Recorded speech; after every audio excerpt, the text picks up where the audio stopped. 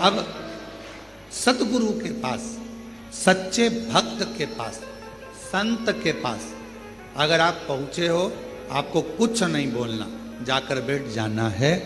थोड़ा बहुत गुरु का दर्शन करते रहना। दर्शन करोगे, सत्संग सुनोगे, कथा सुनोगे, कहीं ना कहीं तुम्हारे प्रश्न का उत्तर उस पूरे सत्संग में, कथा में आपको प्राप्त हो जाएगा। एक फैशन, दूसरा व्यसन, तीसरा संग, चौथा सत्संग।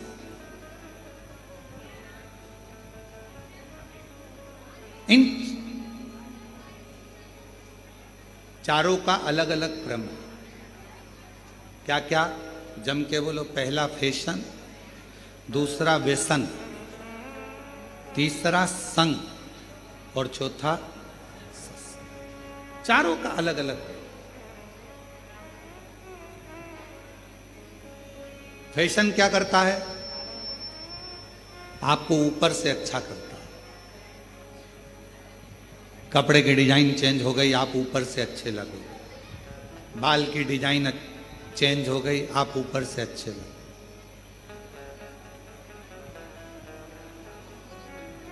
बहुत सारे आते हैं नई नई राय देने के। हमसे भी आकर जो मिलने आते हैं तो कई बार बहुत विद्वान भी आता। बच्चे हैं वो तो कहने में कुछ भी कह जाए। ओ गुरुजी, तुम्हारे आगे के पूरे बाल उड़ गए, हमारे उधर एक डॉक्टर है वो ट्रांसप्लांट कर देता।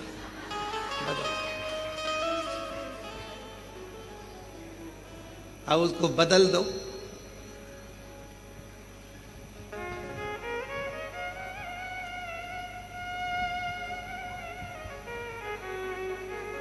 तो हमने कहा वो लगाया हुआ और फिर वापस निकल गया तो कहे वो तो बिल्कुल फिट करते हैं अंदर से, तो वो उगते रहते हैं। अच्छा, हमने कहा ठीक। अब हमने कहा संसार सागर में आज के जमाने में शंकर भगवान अपने भक्त के मस्तक पर चंद्रमा तो नहीं रख सकते, पर चांद जरूर बना देते हैं। अब जो शिवजी ने गिफ्ट में दिया है उसको क्यों चेंज किया जाए? बोलो सही है कि गलत? जो मेरा भोला बाबा, मेरा शंकर, मेरा त्रिकालदर्शी, कैलाशी, अविनाशी ने जो दिया उसको कौन बना?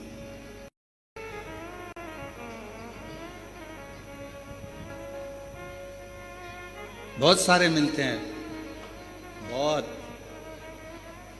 और नई नई डिजाइन के आते हैं।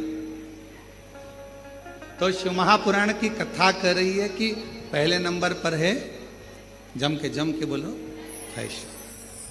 फैशन क्या करेगा? आपको बाहर से बदलेगा, आपको बाहर से चेंज करेगा। अंदर से चेंज करेगा क्या? नहीं। आपको बाहर से बदल रहा है पर भीतर से। दूसरे नंबर पर है व्यसन। फैशन ने बाहर से बदला, व्यसन ने तुम्हारे शरीर को पूरा बर्बाद कर दिया, अंदर से पूरा खोखला कर दिया, पूरा पूरा। व्यसन किसी भी चीज का,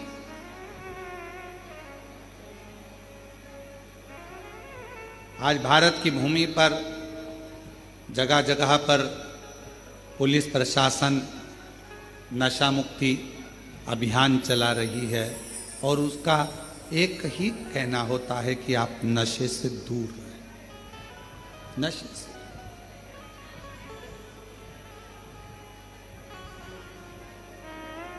कई लोग हमसे भी कहते हैं कि आप अपनी कथा में लोगों को संकल्प दिलाया करो कि लोग नशे से मुक्त हो जाए। हम उनको समझा कर कहते हैं कि हमारा संकल्प दिलाने से होगा कुछ नहीं, क्योंकि ये कितना भी संकल्प ले लें, इनकी पत्नी बेचारी रोज की कसम देती है कि मत पियो, औलाद की कसम देती है मत पियो, फिर भी नहीं सुधरते, क्योंकि इनको कोई नहीं बदल सकता। व्यसन करने वाले को खुद अंदर से बदलना पड़ता है, दूसरा नहीं बदल सकता, खुद बदल। किसके लिए बदलो? व्यसन करने वाले को किसके लिए बदलना चाहिए? अपने बच्चों के लिए। आप मदिरा पीकर, नशा कर कर, व्यसन कर कर कहीं रोड पर पड़े हो गए, नाली के किनारे पड़े हो गए, कुत्ता तुम्हारा मुंह चाट रहा होगा और गंदगी में गिरे पड़े हो गए, तुम्हारा बेटा स्कूल से आ रहा होगा, ट्यूशन से आ रहा होगा, तुम्हारी बेटी कहीं नौकरी कर कर आ रही होगी या पढ़कर कॉलेज स्कूल से आ रही होगी, तो उसके दोस्त उसको हंसकर कहेंगे, देख तेरे पिताजी नाली में पड़े हैं और कुत्ता उनका मुंह चाट रहा है। आप अपने लिए मदिरा मत छोड़ो, आप अपने लिए व्यसन मत छोड़ो, पर निवेदन है अपने बच्चों का मुख देखकर अपना व्यसन जरूर छोड़ो। अपने बच्चों का मुख देखकर कि मेरे बच्चों को लोग क्या कहेंगे। एक बेवड़े का बेटा, बेटी, एक नशा करने वाले दारू कुट्टे का बेटा, दारू दिन भर पीता है, उसमें धुत रहता है,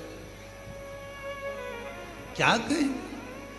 अपने लिए नहीं तो अपनी बच्चों के लिए, अपने परिवार के लिए।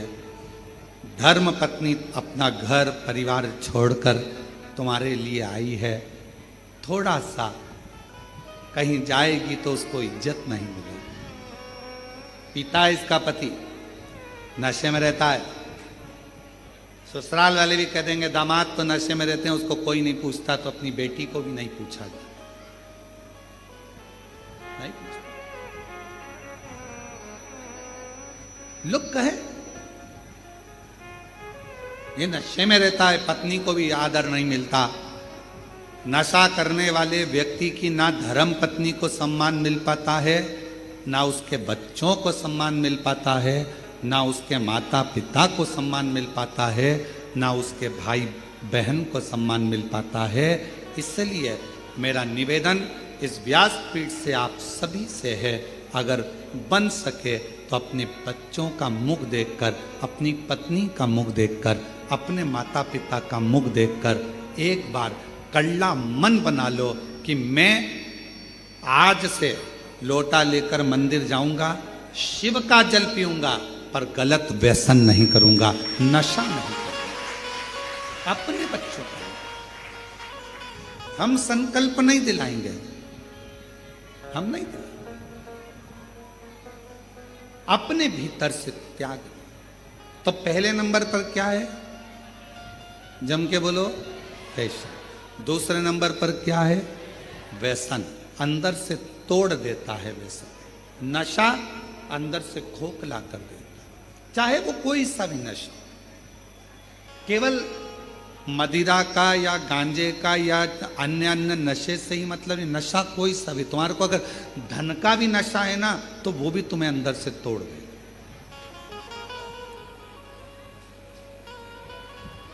वो भी अंदर से, ये श्रेष्ठ नहीं।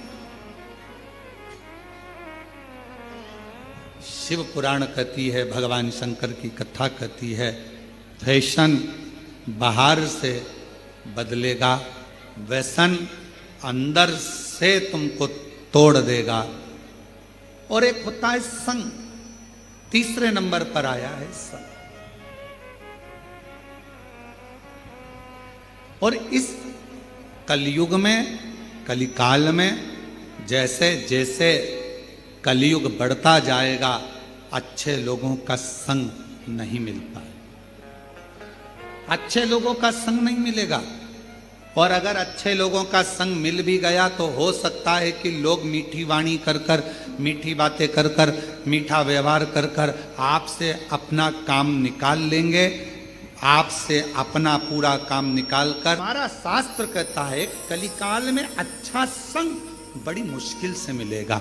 और अगर कोई संग में आ भी गया है, कोई हमारे साथ चल भी रहा है, अच्छे लोगों का संग अगर नहीं मिल पाया तो कोई अच्छा बनकर तुम्हारे सामने आएगा, अपना काम निकालेगा और तुम्हें धक्का मारकर चला जाएगा। संग मिलना बहुत कठिन।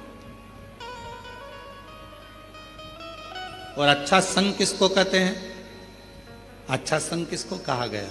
तो कहा अगर फैशन, व्यसन, संग, ये तीन अच्छा संग मिल जाए जिंदगी में तो फिर कहीं पलट कर देखने की जरूरत नहीं पड़ती। अच्छा संग।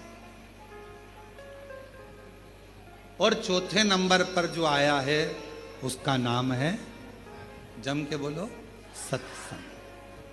सत्संग क्या करता है?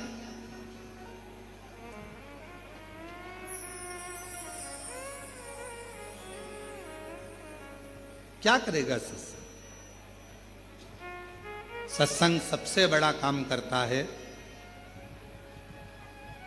जो तुम्हारा अहित चाहता है उसको दूर करता है। किसी ने कहा, शिव महापुराण की कथा हम सुनते हैं तो हमारे अपने ही हमको गाली देते हैं, हमारे अपने ही हमको अपशब्द कहते हैं। हम शिव जी के मंदिर जाते हैं तो हमारे अपने ही हमको आड़ा टेढ़ा कहते हैं। हम शंकर भगवान के मंदिर पहुंचते हैं तो लोग हमें ताना देते हैं, लोग हमें गाली देते हैं, अपशब्द कहते हैं। हम भगवान का मंत्र जाप करते हैं तो लोग ताना कहते हैं। हम भगवान के मंदिर जाते हैं तो लोग ताना देते हैं, अपशब्द कहते हैं, आड़ा टेढ़ा बोलते हैं। क्यों? किस लिए? क्या कारण है इसका? कारण तो कहा, भगवान देवाधिदेव महादेव अपना बनाने से पहले मेरे शंकर भगवान जब आपको अपना बनाते हैं उसके पहले जो आपसे ईर्ष्या रखने वाले हैं, केवल सामने मीठा बोलते हैं और बाद में आपको धक्का देने वाले हैं, मेरे शंकर भगवान सबसे पहले उनको आपसे दूर कर देते हैं।